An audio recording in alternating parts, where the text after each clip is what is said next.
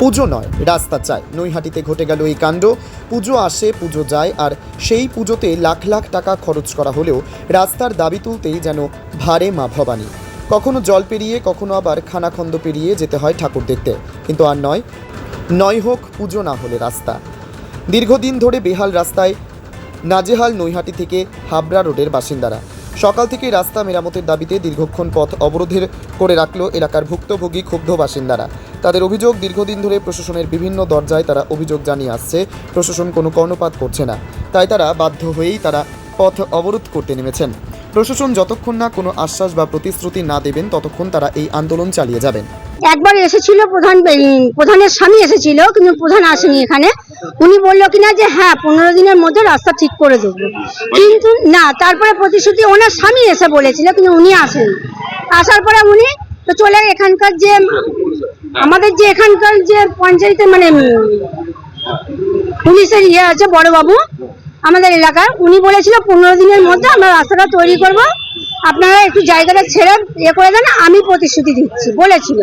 কিন্তু উনি তো আবার রিটায়ার হয়ে অন্য জায়গায় চলে হয়ে যাওয়ার পরে তখন আবার এই স্যার এসেছে। এই স্যারও বলে কিনা যে আমরা তো বলছি অনেক করে, একটুখানি ছেড়ে দেন, আমরা করে দেব। তখন আমরা বললাম যে আপনি যে বলছেন, আপনিও তো আবার তো এখান থেকে চলে যাবেন, তাহলে প্রতিশ্রুতি যদি আমাদেরকে বারবার যদি এরকম দিতেই হয়, তাহলে আমরা কি করে রাস্তাটা ব্যবহার করবো?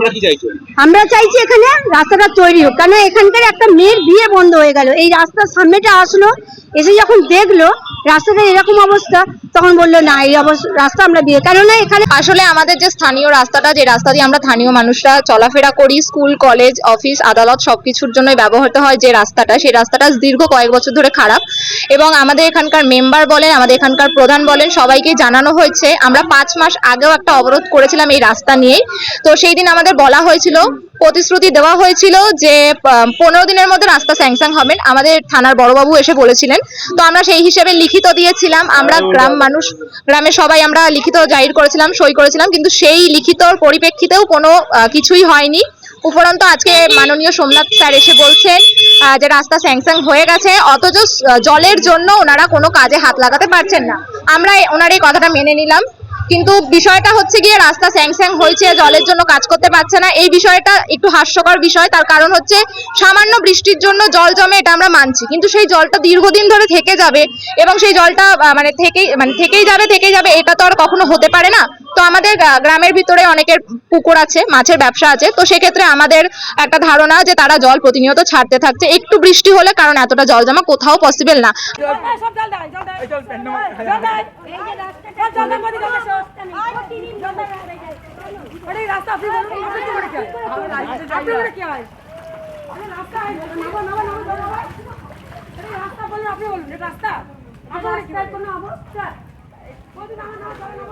লক্ষ্মী পুজোর পরে আমি কথা দিয়ে যাচ্ছি, লক্ষ্মী পুজোর পরে কন্ট্রাক্টর কাজ করবে।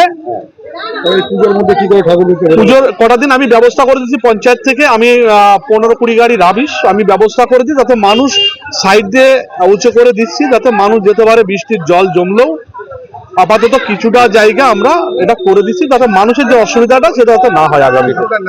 নৈহাটি থেকে সংকল্পদের রিপোর্ট, কেবি নিউজ বাংলা।